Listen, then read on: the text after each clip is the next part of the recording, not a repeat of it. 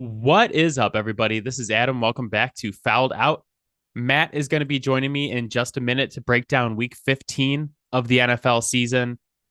15 weeks down, three more to go. Can't believe we are almost to the end of the regular season and wild card weekend, one of my favorite weekends in sports.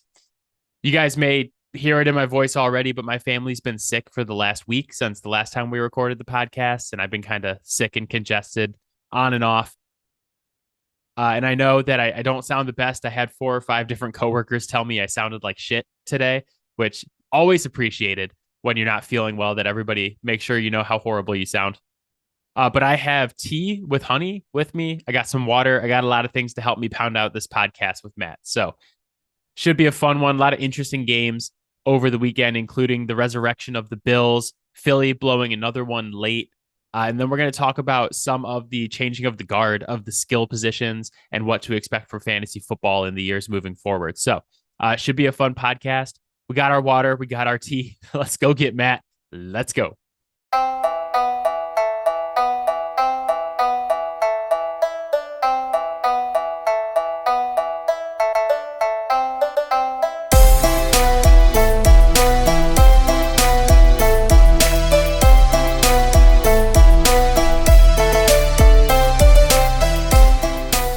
All right, Matt is here.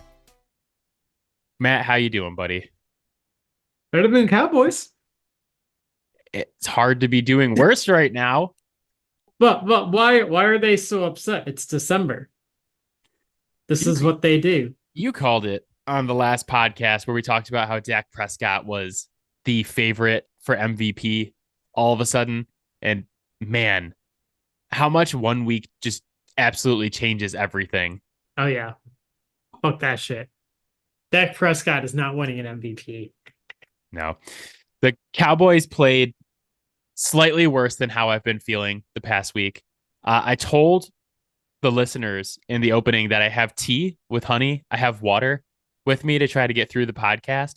I neglected to mention that I also have a high noon on my desk. It's like the dichotomy of man. I've had a sore throat for the past week, so I have tea with honey and high noon with grapefruit juice. And we're just going to see which one wins here over the next hour. I'm also very excited because Matt's virtual background today is this blue portal. And I'm not sure where it's taking us, but I'm hoping that there's a destination on the other side of the podcast. So we're going to see where the podcast goes. We're going to see where the portal goes. And we're going to see where my drinking habits go here in the next hour. Very exciting. Fantastic. Matt, I was watching Eagles and Sea Chickens last night, the Monday Night Football game. Yeah. I reached a point where I was really wondering if I know anything about football. Not the point you want to get to if you do a weekly football podcast, but it's been well documented on this podcast that Philly has one of the worst pass Ds in the entire league. It's been so bad, they decided to demote their defensive coordinator and hand over the play calling duties to podcast favorite Matt Patricia, someone whose work that we've all had time to enjoy.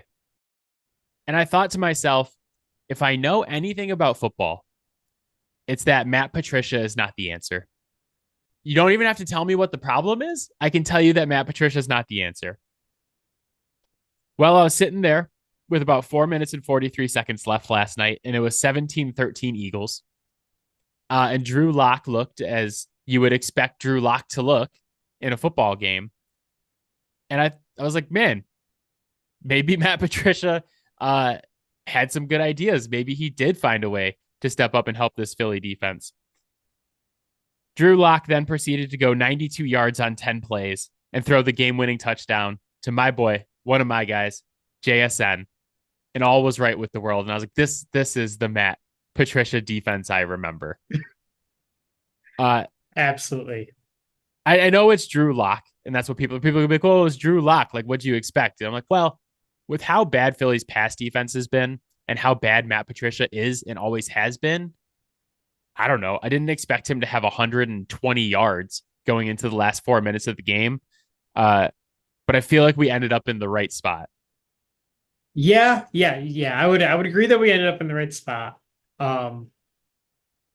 I think a part that gets overlooked, because I was thinking about this like earlier in the week leading up to this game.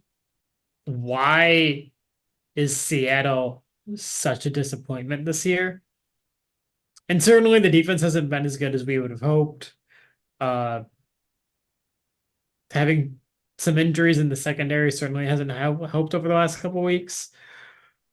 But really, what was like solidified to me as I continued to watch that game, Adam, how was Drew Lock able to pull off that comeback? What did he do that they didn't do the rest of the game? Threw the ball. He forced the ball to DK Metcalf, Tyler Lockett, and Jackson Smith and Jigba. Forced the ball to their three best playmakers, or three of their four. If you obviously, Kenneth Walker is pretty fucking good as well.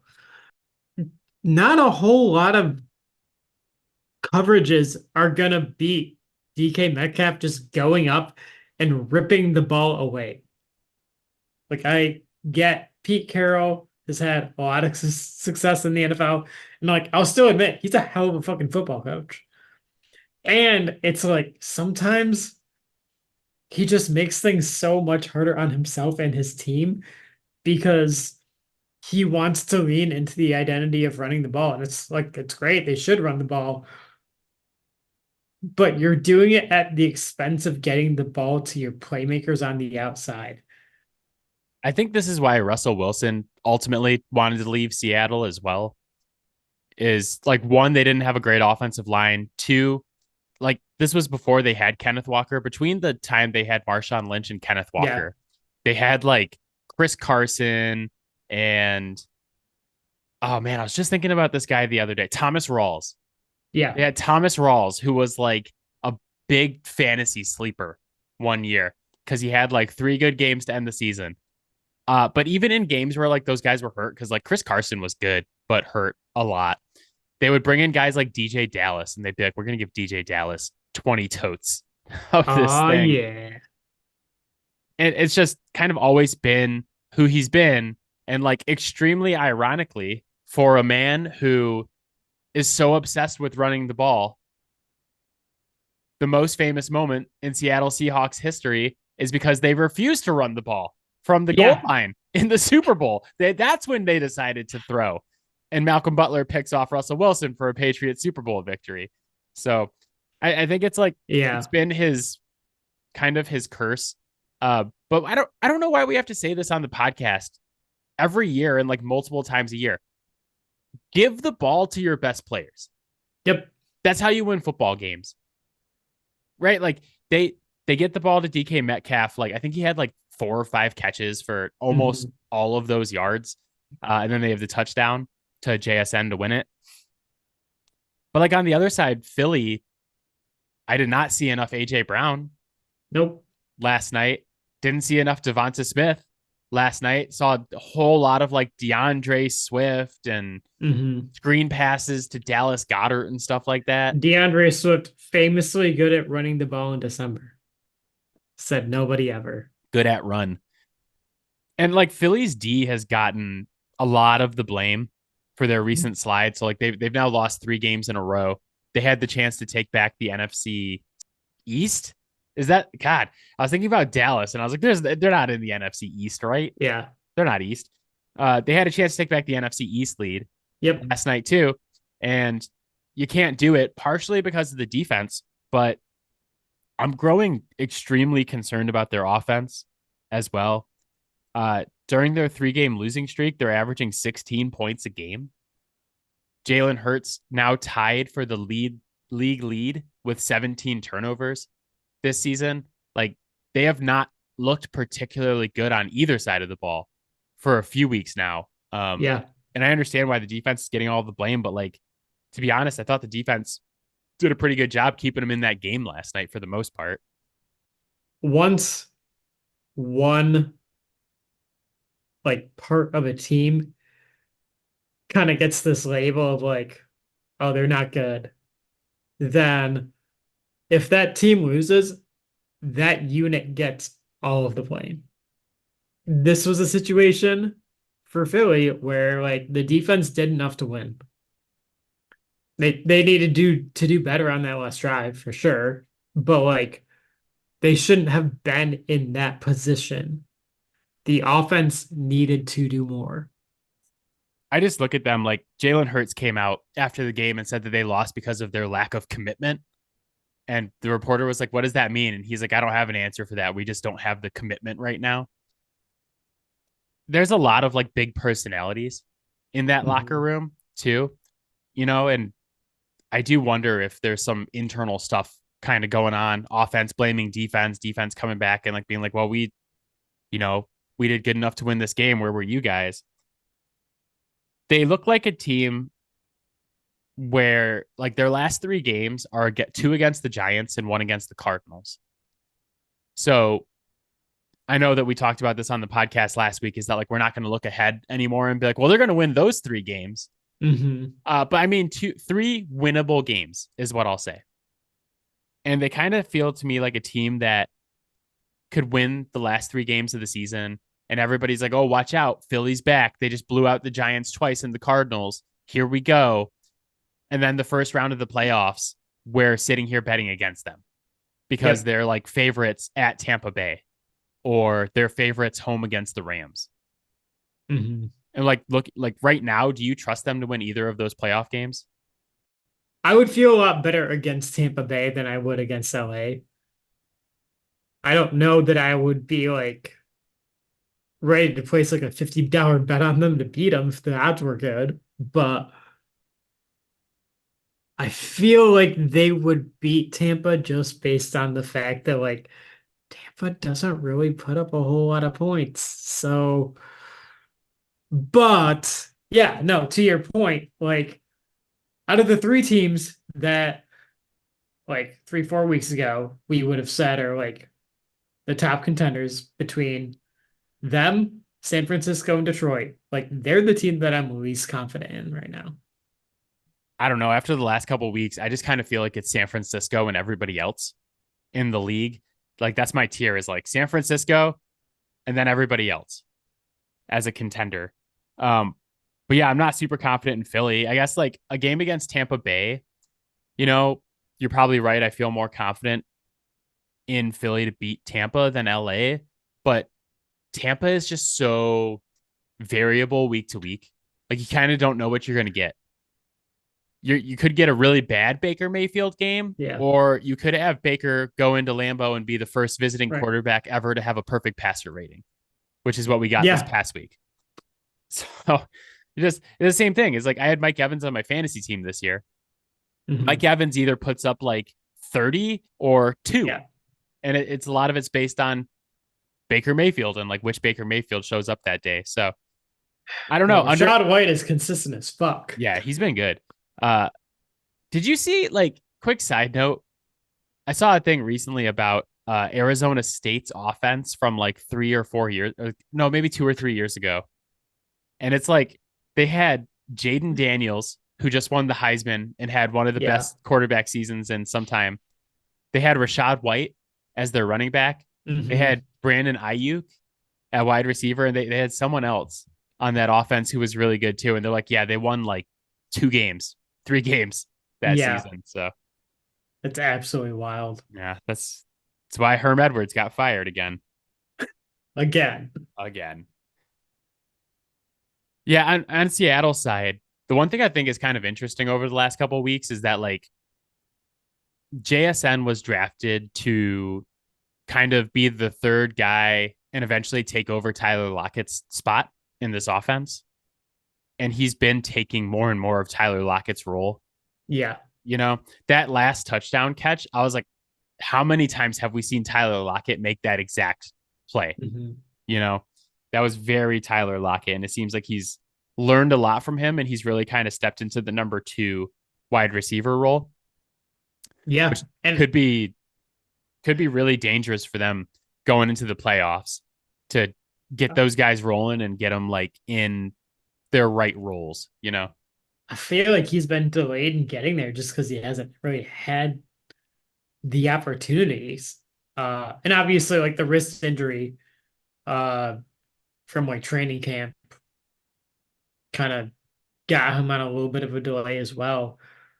We knew he was gonna be really, really fucking good. It was just a matter of getting the reps. I mean, we talk about this from time to time on the podcast. And we should probably make a fouled out shirt that says, if you're not incredible right away, you suck. And, he was the first receiver drafted this year. He Yep. was supposed to be the best one. And like, really, guys like Zay Flowers and Jordan Addison have taken all of the shine for the Hmm. rookie wide receivers this season. And it's like, it really does feel that way sometimes where it's like, oh man, if you don't come out of the gates like awesome right away as a rookie nowadays, that people are just going to be like, oh, yeah, I don't know about this guy. I was thinking about Trey McBride the other day, who Yep. is another one of my guys. Bad year as a rookie tight end last year, which is totally normal for Yeah. everybody That's not named, expected. yeah, for everybody not named Sam Laporta or Rob Gronkowski. It's totally normal. But everybody kind of like wrote him off, especially in like dynasty fantasy football leagues. They're like, oh my God, I can't believe I drafted this bum. He has a little bit of a breakout at the end of last season. And now, like this season, he's been like a top 8 tight end Yeah. right now. Like he's been really good. So, And that's after a slow start to the year. Like, I mean, the guy was from Colorado State. It's not going yeah. to come in and like light the NFL on fire, right? Yeah. It's a good reminder these guys need some time. Like we can't all be CJ Stroud and just come in and be awesome right away. But yeah, interesting end to the week. The week got off to a super weird start as well. So I texted you on Thursday last week. I was looking at the NFL standings before the week started, and I was like, man, kind of wondering out loud, should the Chargers just tank it out for the rest of the season and get a top 5 pick? And like, Justin Herbert's out for the rest of the year with a broken finger. Do they just like tank and try to get Marvin Harrison Jr., or do they get like one of the top linemen? Because there's Hmm. like 2 offensive tackles in this draft who are supposed to be pretty pro ready. Yeah. They come out Thursday night and lay down one of the worst and most shameful performances that I have ever seen in my life. They go down 42-0 at halftime. At one point, they're down 63-7 to the Las Vegas Raiders and rookie quarterback Aiden O'Connell, ending up in Staley and Telesco, the coach and the GM, both get fired on Friday following the game. Was this just like a mutiny against these guys? Like the players were just like, we're done playing for this dude. How do we get him out of here? There certainly could be an element of that. Uh, However, I think there's probably just a lot of like these guys are getting ready to play every week and they know this shit hasn't worked week after week with Staley. And at a certain point, like you go through this preparation every week and you just don't have any confidence that what you're preparing to do is going to work. And if you do that and then go out onto the field against a team like the Raiders that has been reinvigorated by an interim coach, like you're gonna get fucking steamrolled. I'm gonna guess that there was probably a snowball effect there after like the first, drive or two. They were like, all right, well, like we know how this goes, and they just pack it in. Yeah, it's funny because I liked Staley when the Chargers hired him. I thought it was going to be a good hire because he had done some really, really good stuff for the Rams and Yeah, Sean McVay before they took him. And I think it just goes to show like they're these guys, these coordinators who are just like these awesome X and O guys who are really great hmm coordinators doesn't necessarily mean that they're going to be a good head coach. they're radically different jobs. I was thinking about this with like Dan Campbell, Detroit's coach, is like kind of the opposite, where not like Dan Campbell was like a hot shot assistant anywhere, No, really, and they hire him and he he didn't have what it takes to be like an awesome coordinator like Staley or like Mike McDaniel, but he has everything it takes to be an awesome head coach. Right? Like he's just a leader of men, and you listen to him talk, and you're like, I would run through a fucking wall for this guy. Yeah. And then you listen to like Staley talk, and you're just like, God, I hate this guy so much. Dan might not be like the smartest, like X's and O's, like let's draw up this particular play guy, but he is very, very good at the big picture scheme and like, all right, so like this is what they do, this is what they want to do, like we want to attack in this particular way. And that's a very different job than just like dialing up a play and calling plays at at a particular time. Yeah, I mean it's funny because you can be successful both ways. Like Yeah. Dan Campbell's very like personality leader, you want to play for him kind of guy. Yeah. Then you have guys like Mike McDaniel who is like just super smart and really knows all the X's and O's, and the guys really believe in him because like they've seen what he do works for Yeah. them, you know. So there's a lot of ways to be successful. There's a lot of ways to be unsuccessful. Like you could be a guy like Staley who Yeah. should know all the X's and O's or did know all the X's and O's at one point, Yeah. but doesn't have like the personality. Nobody wants to play for him. Or you could be a dude who's like all personality that has no idea what they're doing calling a game. And you could fail that way too. This hire with Staley in that regard is kind of a point against like going out and hiring a guy as a head coach that's that young. He was in like his like what, early to mid 30s. Yeah, but so were Sean McVay and Mike McDaniel. Let's take the anomalies and say that's the new rule, right? Mhm. Like that. But that's Kyle Shanahan coached for years before he like finally went and took a head coach job. but that's what we do in this league though, is that it's a copycat league. You see someone do Yeah. something and catch lightning in a bottle and they're successful with it. Like the Sean Yeah. McVay to the Rams thing, when they hired him and they were successful, basically everybody who had ever had a cup of coffee with Sean McVay all of a sudden got a job. Yeah. Like Zach Taylor is all of a sudden like a really good head coaching coordinator, like a really good head coaching hire. And like everybody's all excited about Staley and like Yeah. all these dudes. It's more that Sean McVay was like the fruit of a Shanahan coaching tree Mm-hmm. than it was that he was going to go out and establish his own coaching tree and have all these successful limbs.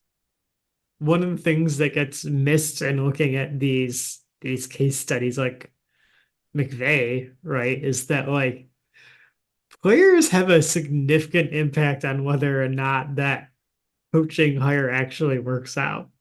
Todd Gurley was literally the lifeblood of that offense. As soon as Todd Gurley wasn't able to do what Todd Gurley did, the offense didn't work at all. And then, they went out and they got Stafford. And what do you know? The offense works again because Yeah. they got a top of the line quarterback. And you have Cooper Kupp.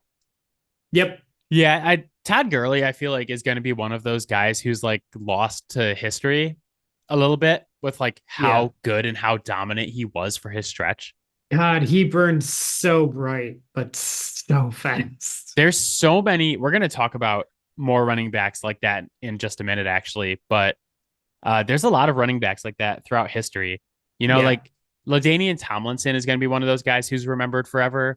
Mm-hmm. But like, when was the last time you had a conversation about like Priest Holmes or Larry Johnson, Sean Alexander, Jamal Lewis, like all these dudes who were just so good when we were growing up? Yep. And now it's like, who's the best running back of all time? It's like, I don't know. It's between Emmitt Smith and Barry Sanders, maybe LaDainian Tomlinson. And that's the conversation. Like, no, there's so many good guys we don't even talk about. Ricky Williams. Yeah. Ricky Although Williams. that was a weirdly different situation. I know. But I just feel like whenever you talk about who the best running backs ever are, it's like Emmitt Smith, Barry Sanders, Walter Payton, Yep. and Jim Brown. And it's like, yeah, fuck these guys from 2000 to 2010, which like actually one of the more dominant running back times that we've ever seen. Yeah. How good these dudes were. So, but anyway, back to the LA job because Staley got fired. Part of me thinks that's going to be like the job this offseason because like you're in LA, you get Justin Herbert, you assuming you get a top 5 draft pick, so if you're the new GM and the new coach, you get to go in there, you got a star quarterback, you get to pick really high in what's going to be a very good draft. But then on the other side, it's like you play in a place where nobody cares about you. Literally, it's like the Lakers are number 1 there, Yep. and then like the Dodgers, and I don't know, like people care more about the Rams than they care about the Chargers. And the franchise is just cursed. Like no matter what you do, no one's going to give a shit about you. And you're the Chargers. You're just going to charge.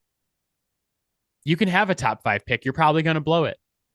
Justin Herbert's going to break his finger and be out for like the last couple games of the season. And then Easton Stick is going to come in and lose 63-21 to the Raiders. I don't know like how exciting that job actually is. I think like on an X's and O's perspective, you probably look at it and you're like, oh, I get Justin Herbert in a top 5 pick. Yeah. Don't mind that, but the other stuff maybe not as good. Yeah. I mean, we talked about it. Like getting Justin Herbert is great. Going and coaching for the Chargers and Dean Spanos. Like that might be enough right there for me to not care that I get Justin Herbert. That might be enough for me to not care that I'm getting Justin Herbert and a top 5 pick in a loaded draft class. Yeah, but it's just like how many jobs are you ever going to take where your quarterback is that good? Because like the jobs with quarterbacks that are that good do not open up because you're not losing games typically if you have like Mahomes or Lamar or like Hurts. But you know where you will? With the Chargers. This is true, but I'm just saying, like, I could talk myself into being like, well, I get Justin Herbert. Yeah. That's already like a bigger advantage than most jobs offer. Yeah. I mean, odds are you're getting one chance. I'm just saying. Do you want to take your one chance with the Chargers? Yeah. If you were the new GM, would you consider shopping Justin Herbert? I was thinking about this today because the Lions got 2 firsts and a third for Matt Stafford. Yeah. Who was older when they traded him. I would say. I think a Justin Herbert trade probably starts with 4 first-round picks. Right? Like what's the value of Justin Herbert right now on the open market? 4 first-round picks might even be low. Oh, right? I'm saying that's where it starts. Yeah, like you don't even answer the phone if they're not coming in with 4. Yeah. Yeah. It's like 4, it's a young player probably, and then other draft compensation, probably like 4 first, a couple seconds, a couple thirds, a young player, maybe like a quarterback who hasn't worked out in the past.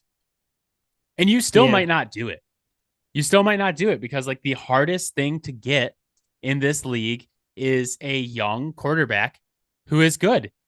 And Justin Herbert, I mean, I know he's like 28 and 28 or whatever for his career, but he's probably he's top 7 in the league, right?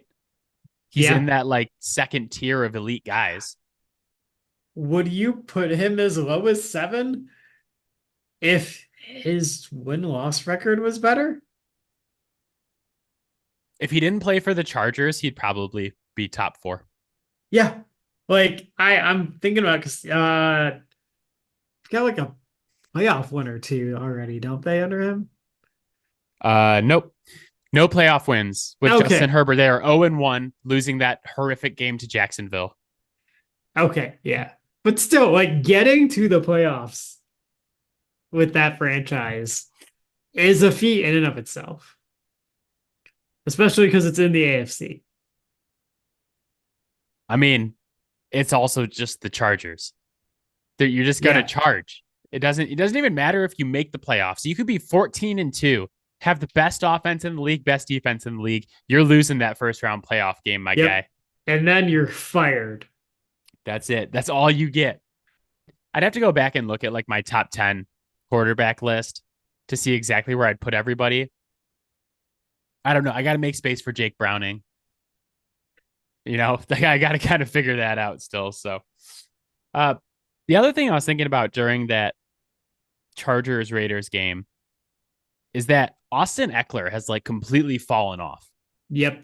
Like he's toast. And it's in a matter of 1 year. He's gone from being one of the most unique and dynamic weapons in the entire league to being completely washed, it looks like. Mm-hmm. 2021, he had 1,500 yards and 20 touchdowns. 22, just last year, he had over 1,600 yards and 18 touchdowns. So far this season, 879 yards, 3 TDs. And I was like, man, you hear it before your fantasy football draft every year where you're like, watch out because the class of guys who have been your first round guys for the last 4 or 5 years, it's going to change. These guys are going to turn 27 or 28. They're going to fall off a cliff. It's going to be awful. But and it's true. It's like an old standby, but it's true. And it's like, I look at where we're at right now, and we're kind of at a point where we're undergoing a massive changing of the guard at the skill position. Mm-hmm. We see this with quarterbacks every once in a while, and it's more pronounced with quarterbacks because they typically are like big time guys who are retiring. I think about like Drew Brees and Peyton Manning retiring, and then Tom Brady going on to win 3 more Super Bowls after those guys retired, and then he retires.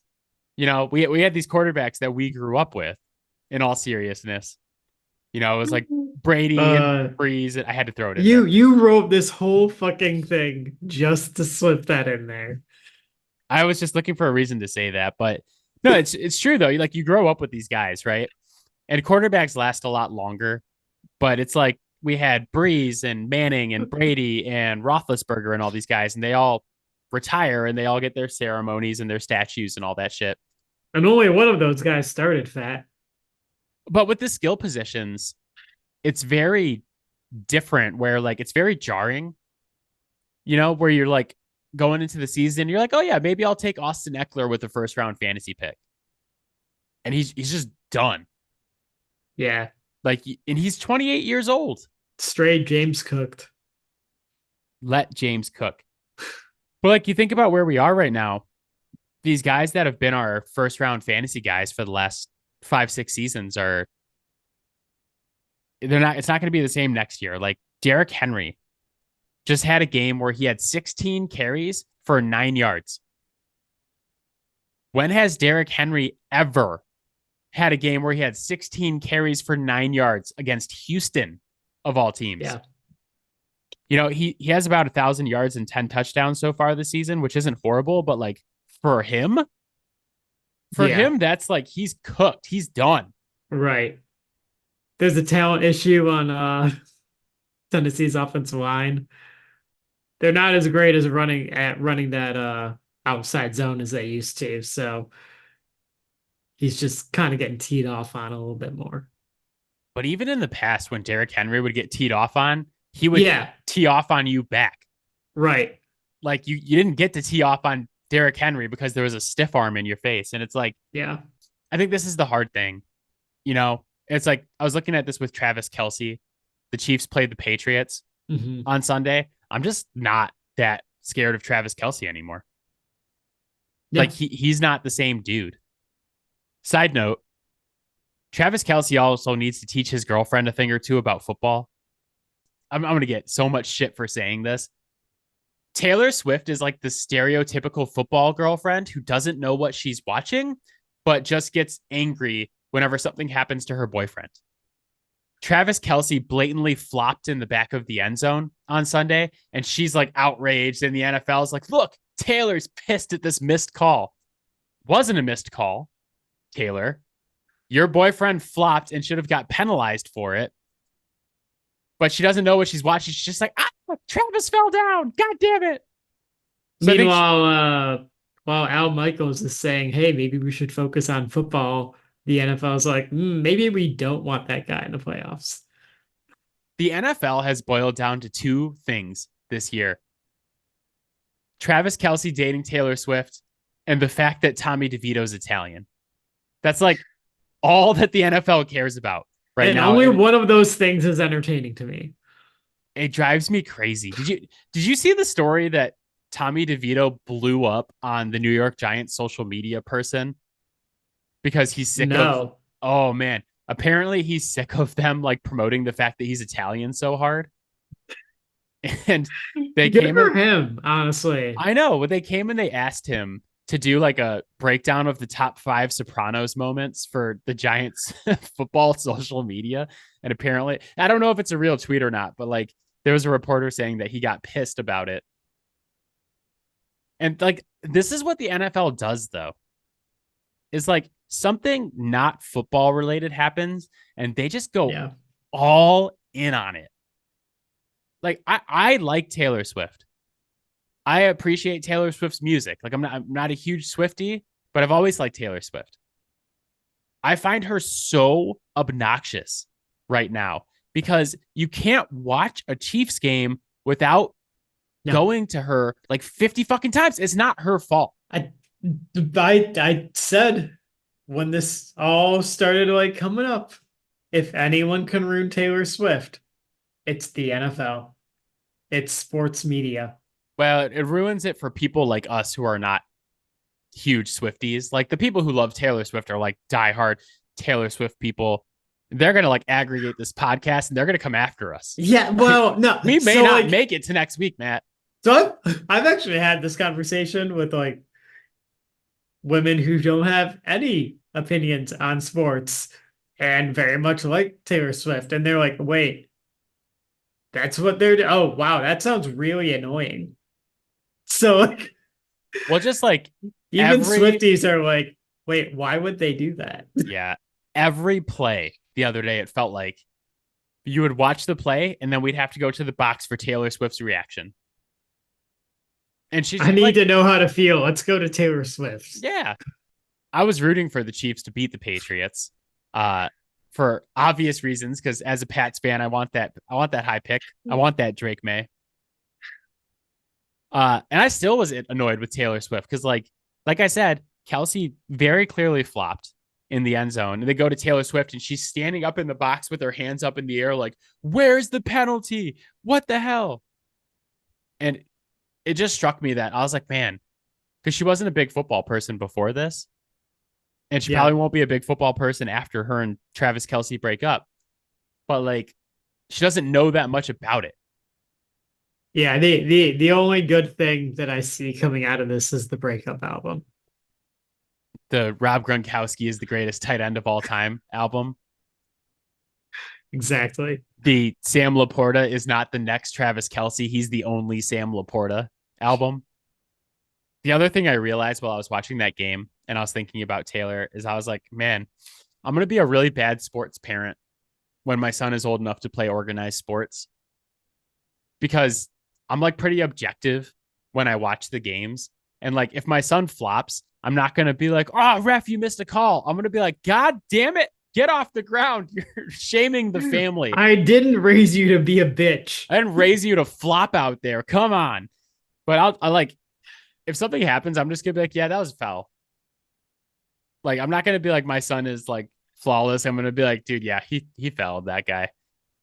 My wife is the complete opposite, where she's just all in. And whenever anything happens that involves like our nephew who plays basketball, she's like out there yelling and she's like, you know, if someone knocks over our nephew, she's like, number 4 on the other team's a bitch. I'm like, this is why I love her, but I feel like I'm going to be the opposite as a sports parent. So You kind of need to be to bring some credibility to the family. I'm the sports guy who's supposed to know all about it. So, but yeah, so I realized like I'm not going to be that like stereotypical, like I just support whatever my son's team does. I'm going to be like, okay, I'm maybe yelling at the coach. I'm not going to be like, play my son. I'm going to be like, run better plays. You suck. Give the good players the ball. I assume my son will be the good player though. So, since we had this discussion start due to Travis Kelce, I want to ask you a question. Rank for me right now in order your top three tight ends in the NFL. Oh fuck. I put this in my notes for you actually. Because the next thing I was going to talk about was who the top fantasy picks in the league are going to be next year. Like, who's your Yeah. first round of guys going to be? And you're going to see guys you've seen for the last couple of years, like Justin Jefferson, Tyreek Hill, Yep. Christian McCaffrey still up there. Although, like, I would start getting nervous about it because as Yeah. dominant as he's been, we know the 28-year-old running backs. Yeah. Probably AJ still. Amara. Well, you're going to see guys like Kyron Williams might Yep. be a first round pick. James Cook, with how good he's been, let James Cook. Gibbs, probably a Yeah. first round pick next Oh, season. for sure. Yeah. I think there will be conversations about whether or not Sam Laporta should be a first round, like late first, early second Yeah. next season. I think he has to be in your top three tight ends right now. I mean, I don't think you can argue that he's not. No, I'm probably gonna go Kelce number one still. And this was like actually my whole point, coming back to my very original point of this whole conversation was about I think it's hard for us to like let go of these things we believe during the season. Yep. Like I picked Travis Kelce to be the offensive player of the year this season because I thought like, there's not that many weapons in Kansas City. They're going to have to go to somebody. Mahomes trusts Kelce. He's going to go to He's going to go to Kelce. Yeah. Kelce's been distracted by other things this season. He looks like he might have lost a step. He's not the same dude. But I still like, if you were like, you get to have one tight end for the whole season this year, I'm still probably going Travis Kelce. In fairness to Travis, of all things to potentially be distracted by, I think that's one of the main things that I would be okay with being distracted by. Fair, but this is what Yoko Ono did to the Beatles. Yeah. This is how it starts. Tom Brady marries Giselle, and all of a sudden he's a diva and he's not as cool with the dudes in the locker room. Okay, so you have Travis one. I probably go Travis one, Mandrews two, and it would be a real fight for me right now between Kittle and Sam Laporta for number three. I honestly, after what I've seen this season, I might have to go Sam Laporta. It's really hard because Mandrews is so good. And I think Kittle is one of those guys where like the stats don't necessarily always show just how good and how explosive he still is. So like I feel like he also has to be in there. But man, I mean, Laporta has to be in there. So I think I would go Kittle, Kelce, Laporta. I could also be convinced to put Laporta all the way up at fucking one because his production is so fucking high. And that like with Kelce not being a game changer anymore, like the other two guys are better blockers than him anyways. So like Kelce could potentially drop down to four. Yeah, I mean, TJ Hawkinson is probably around there somewhere as well. Yeah, He's been really good. I think he's the clear number five, but the fact that he is incapable of breaking a single tackle kind of creates a little bit of a gap there for me. Sam Laporta, number one fantasy tight end right now Yeah. after 15 weeks. I really do think that there will be conversations this offseason about whether you should draft Laporta in the late first, early second round of your fantasy drafts next year. Yeah, because I mean, he's had the best tight end rookie season ever. Maybe Yeah. like he's got 9 touchdowns right now. I was looking back at Rob Gronkowski's rookie stats. He had 42 catches for 546 and 10 touchdowns. Sam Laporta's got like 71 catches right now for 800 yards and 9 touchdowns. Probably going to get past 10. The only other rookie tight end season we ever saw that was this good was Jeremy Shockey. to bring in some context there too, like Sam Laporta has 9 touchdowns in an offense where like he's got to share with Amon-Ra, he's got to share with David Montgomery, he's got to share with Jahmyr Gibbs. So like there's there's a lot of other mouths that are like taking away touchdown opportunities from him. The fact that we have Sam Laporta on our dynasty league and we're just never going to have to worry about not having Sam Laporta ever again makes me Yeah. very happy. Still, for the life of me, cannot believe that I drafted him in like every single best ball league, did not take him in an actual league. Yeah, well, usually rookie tight ends are like a no-no. Usually Yeah. stay away from those guys. But last thought before we go to Bolds and Scolds, I just wanted to say I had like Kyron Williams, James Cook. I had some of these guys listed in the first round. I think Bijan Robinson is going to be listed as a first round ADP next year. I'm never drafting Bijan Robinson again until Chode coach Arthur Smith is fired. Yeah. Get him the fuck out of there, and then I'll get back on the bandwagon. I They lost 7-9 to the Panthers the other day, and Bijan Robinson had his lowest like rushing share of the entire season. Yeah. What in the ever loving fuck are they doing in Atlanta? Yeah. Now they're going back to Taylor Heineke, who they never should have gone away from. You Just you spent a top 10 pick on a running back, and use him. you're giving the ball to Tyler Algier with your season on the line against a 1-win Panthers team. Yeah. Arthur Smith should have been fired on Monday. All right. Bolds and Scolds, week 15 of the NFL season. I believe it's your week to go first with your bold. Okay. I'm going with the combination of Shane Steichen and Chris Ballard. I came into the season just very high on Anthony Richardson and knowing that they had a little bit of talent on the defensive side and they had Jonathan Taylor, and I thought like maybe there was some upside there. I think you and I were both kind of thinking in agreement that once Anthony Richardson was done for the year, the team was done for the year. Lo and behold, they are very much not done for the year. Like they are sitting in pretty good position to get one of these wild card spots. I mean, I think that's a huge boon for this franchise going forward. Certainly, obviously, you'd love to have had your rookie quarterback get the reps and potentially the playoff experience going forward, but like still, like the rest of this roster is getting that. And they're going to be able to better support him going forward when they get in these situations in the future, should they be able to actually repeat this kind of performance. And I think it's really, really impressive that they're here right now, having rolled Gardner Minshew out as many times in a row as they have, because guys, interesting, but he ain't a great QB. Yeah, it's been an awesome story for them.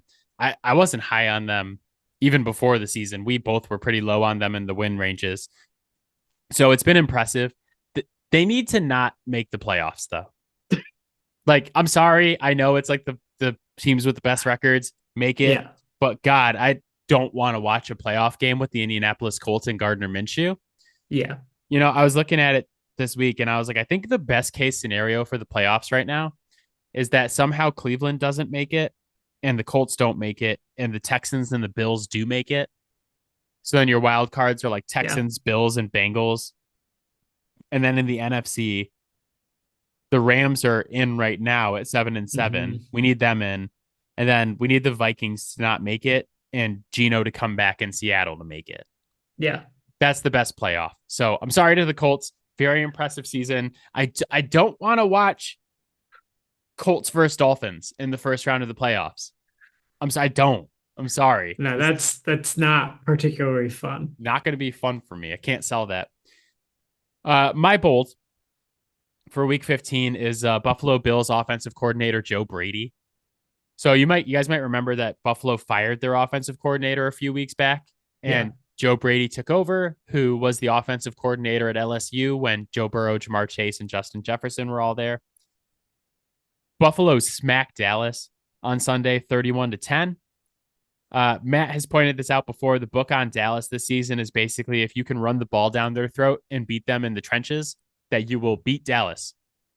Yeah. You'll win it in the first quarter. It's not that I didn't think Buffalo had the talent to execute that kind of game plan. I did not think Buffalo had the willingness to execute that kind of game plan at most points in the season. But since Joe Brady took over, Buffalo has not only turned into a team that is willing to run the football, they dominate running the football. They have unleashed James Cook in a way that I knew that they could.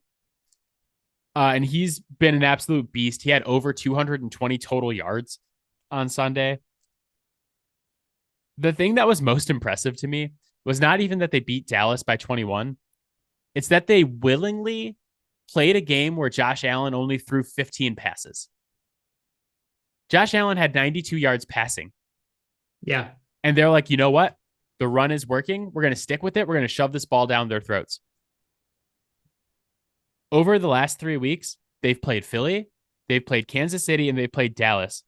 Buffalo is second in the entire league in rushing yards per game during that time with 185.7, only behind the Ravens, who you're just always going to be behind no matter what.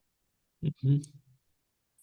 The fact that they are winning games like this and they're sticking to the run and they're making things easier on Josh Allen takes them from being a team that I picked to not make the playoffs at the beginning of the season to a team that I am now very afraid of if they do make the playoffs. Yeah. Like I would not want to play Buffalo right now. I absolutely would not want to. And I know like we can sit back and argue that they should have lost that Kansas City game and the offsides and whatever. But like, if you're gonna argue that shit, then get the fuck out of our podcast. Like, it fucking happened. it happened, but they lost to the Eagles by 3, like 37-34. Yeah. They beat Kansas City at Kansas City. They beat Dallas, smacked Dallas.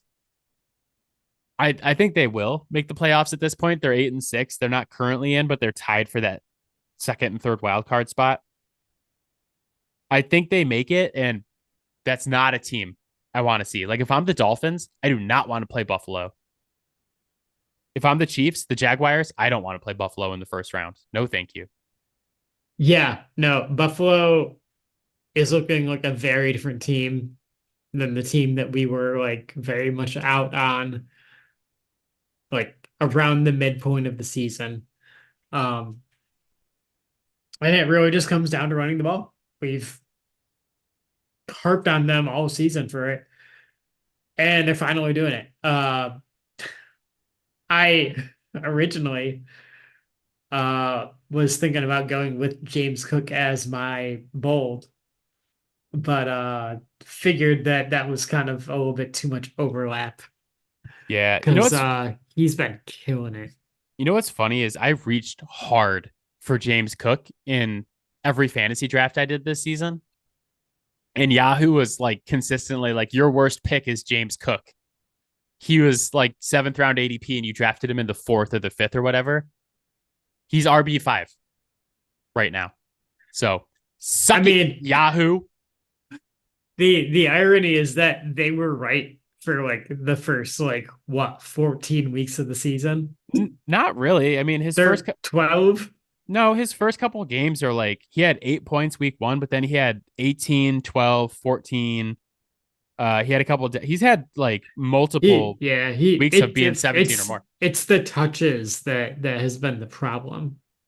He's had a few decent outbursts like scattered throughout the earlier part of the season, but like up until the last few weeks, he hasn't gotten the touches to actually like be a consistent threat.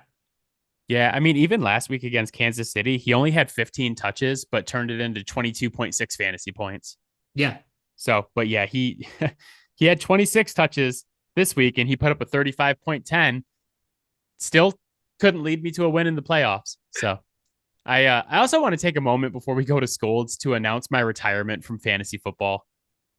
This is it. Oh, I'm done. we're at that point in the year. Not playing next season. You say that every year. You're gonna do it. You're gonna move on. Mm-mm. Who's your Scold for week 15? And it can't Nick be, Siriani. I was gonna say, it can't be me for announcing my Yeah, fantasy football retirement for the 7th year in a row. it's Nick Siriani. Adam, what is the one job that head coaches have? Coaching football games. Just coaching? They just have to coach. Pretty much. And try to I avoid having Miles Sanders pipe your wife. I I was under the impression that it was winning football games, which it's easy to sit there and look at their record and be like, but Matt, he has. Well, they've lost 3 in a row now. So that right then and there, like, all right, you're not doing so hot right now. Like we can point at the defense, we can point at Jalen Hurts turning the ball over, but like once you've lost 2 games in a row, it like the head coach definitely needs to be heavily involved in adjustments so that the team does not lose 3 in a row or 4 in a row. And we're not seeing that. And there's always been this like ick factor to me for me with Nick in terms of his personality. And earlier this year, after the Kansas City game, like he was caught on camera, like straight up cussing out Kansas City fans. You need to get your fucking head out of your ass because your team is spiraling right now. You've been coasting off of last year's success pretty much all year because your defense has been shit. Get it together now, or you're going to be a first round exit. Another good reason to potentially pick against Philly in the playoffs is Nick Sirianni's their coach, and they lost both their coordinators, and one Yeah. has gone on to be very successful for the Yep. Colts. It's giving me Doug Peterson all over again. Yeah. Well, and the others in Arizona, and yeah, sure, they haven't like won a ton of games, but like that team has been playing really, really hard for that guy all year. I'm going to go out on a limb and say Jonathan Gannon is going to be like the next Brandon Staley, where it's like, oh, yeah, he really knows the X's and O's. He's a smart dude, but his personality is just like, that dude is a dork. And Guy's a dork. I don't think Brandon Staley ever had the capability to make guys play for him the way that Jonathan Gannon has. Now, I'm not saying that it's necessarily going to work out in Arizona, but like quite frankly, some of the games that they have played and won in Arizona this year are games that I certainly expected them to get blown out in. Yeah, well, my scold for week 15 is Jonathan Gannon. No. My scold is the Vikings front office, actually. So we've talked a lot the last couple of weeks about Bengals quarterback Jake Browning and about what a revelation he's been in relief of Joe Burrow. Led the Bengals to their 3rd straight win on Saturday, this time over the Vikings, 27-24 in overtime. Every week he looks more and more like a viable starting quarterback in the NFL, like moving forward. And it's hard to tell because he's in a great system and he's got really good players around him at the skill positions. So we'll see, but like he's playing really good with like a bad offensive line and Zach Taylor as his head coach. One nugget that was dropped during the broadcast on Saturday was that Jake Browning had a little extra motivation to beat the Vikings because the Vikings signed him as an undrafted free agent out of college and proceeded to cut him 4 different times. And like they cut him and like re-sign him to the practice squad, and then they cut him again, and then they bring him back, and then they cut him again. Matt, they cut him 4 times. Now, Kirk Cousins' future is in question. He's a free agent coming off a torn Achilles. Don't know if he'll be back in Minnesota. Don't know if he'll be good if he does come back. You know who would be really nice for Minnesota to have right now? Not Jake Browning. Jake Browning. I just don't enjoy this whole like, we cut guys, we move them to the practice squad, we bring them back, we like mess around with this whole thing. Yeah. The Patriots do this ad nauseum. They're like cutting guys to sign them to the practice squad. Like we just lost Malik Cunningham to the Ravens because of this. We've cut him like 3 times this year. Yeah. Obviously, like Jake Browning is like worst case scenario of what happens in that situation where someone takes him off your practice squad or someone takes him when you release him, and he might become like a good player for them. They could potentially trade him and get something for him this offseason. Like there are some teams that should be interested in his services. Mm-hmm. But a fail for the Vikings. Also, like the Dobbs thing has just gone to a whole new level of shit. He went from coming in, he was this awesome story, he's winning games. He gets put as like the 3rd string quarterback, and then he was a healthy scratch this weekend. Yeah. So I mean, they got like Nick Mullins, who he was good on Saturday. I mean, he was Nick Mullins. They got Jaron Hall, who knows. I would rather have Jake Browning than anybody who's in that quarterback room right now, aside from Kirk Cousins, obviously. So, scold for the Vikings.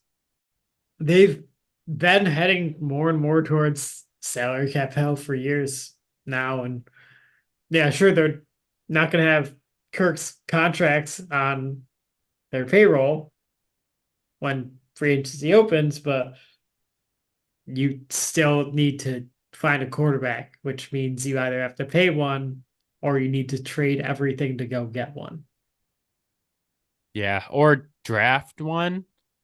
Maybe they could be like a home for JJ McCarthy or Jaden Daniels in this draft. Who knows? Yeah, but I think they're going to have to go up to get one of them. Yeah, I saw a mock draft today where the Patriots traded up from 2 to 1 so that they could draft Jaden Daniels. And I was like, I just didn't enjoy any of that. But that is it for us. As always, Fouled Out can be found on Spotify, Apple Podcasts, Pocket Cast, Overcast, anywhere you get your podcast. You can hit us up on Twitter at Fouled Out Sports. You can find Matt on Twitter at Matador_defense. And you can find our videos on TikTok at Fouled Out Sports Podcast. It's a long name, but you can't miss it. Matt, we are in the midst of college bowl season. UTSA and Marshall just kicked off about a couple minutes ago.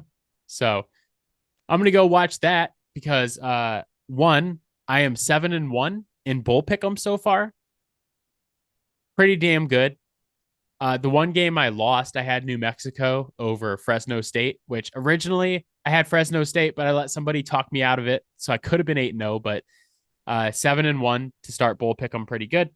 I have UTSA in this game. And also, I'm off work for the next 2 weeks for the holidays. Nice. Yeah. You don't get to stay up late when you have a baby, though. So I'll probably just go watch some of the game and then go to bed. Very good. Enjoy the college bowl season. NFL this weekend, there's Saints Rams. All of a sudden, a super important game on Thursday. Both teams 7-7, looking for an NFC wild card. You got Bengals, Steelers, and Bills Chargers on Saturday. And then Sunday, the Lions of Detroit, the Motor City Kitties, go to Minnesota in hopes of clinching their first division title since when was like 30 years. Yeah, it's been a long time since they won the NFC North. So keep my fingers crossed that you guys. It was the NFC Central back then. That's how long it's been. That is a long time. But so good luck to the Lions this weekend. Assuming they win, we'll be back next week to talk about that, as well as the Ravens and 49ers, number one team in the AFC versus the number one team on the NFC. Monday Night Football, 8:15 on Christmas Day. Let's go. I'm hyped. I'm hyped for this weekend. A lot of good college football. I don't have to worry about fantasy anymore. I feel like a weight lifted off my chest as I go into my retirement. But all right, my friend. Yeah, I'll see you next fall for fantasy. Yeah. I'll see you later. Later. Bye, guys. Bye, Robin. Bye, Mom.